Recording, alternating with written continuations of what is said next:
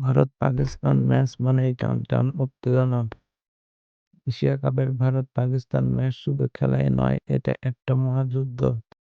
Cricket বিশ্বের সবচাইতে বড় লড়াই।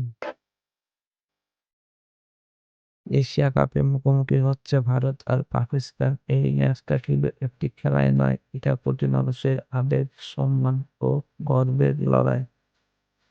অনেকের মতে এই ম্যাচটা টুর্নামেন্টের বিগ ম্যাচ।